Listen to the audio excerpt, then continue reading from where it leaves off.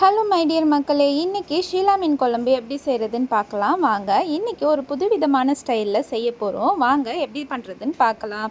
தேவையான அளவு வெங்காயம் தக்காளி எடுத்து கட் பண்ணி வச்சுக்கோங்க. இந்த அளவுக்கு நான் எடுத்திருக்கேன்.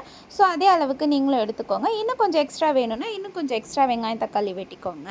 மீனை ஃபஸ்ட்டு நல்லா வாஷ் பண்ணி எடுத்து வச்சுக்கோங்க. எல்லா மீனையும் எந்த மாதிரி ஷேப்பில் கட் பண்ணணுமோ அதுக்கு உங்களுக்கு தேவையான அளவுக்கு கட் பண்ணி எடுத்துக்கோங்க. அடுப்பில் கடாயை வச்சுட்டு அதில் எண்ணெய், கடுகு, கருவேப்பிலை, வெங்காயம் இதெல்லாம் போட்டு நல்லா ஃபஸ்ட்டு வதக்கிக்கோங்க. வெங்காயம் வதங்கிறதுக்குள்ளே கொஞ்சமாக தக்காளியை எடுத்து அரைச்சி அதில் பேஸ்ட் பண்ணி ஊற்றிக்கோங்க. அடுத்து பேலன்ஸ் இருக்கிற தக்காளியையும் ஜாரில் போட்டுட்டு மிளகாத்தூள், உப்பு, தனி மிளகாத்தூள் இதெல்லாம் போட்டு நல்லா ஒரு பேஸ்ட் மாதிரி வரும். அந்த பேஸ்ட்டையும் எடுத்து அதில் ஆட் பண்ணிக்கோங்க. கொஞ்சமாக இஞ்சி பூண்டு பேஸ்ட்டு சேர்த்துருக்கேன்.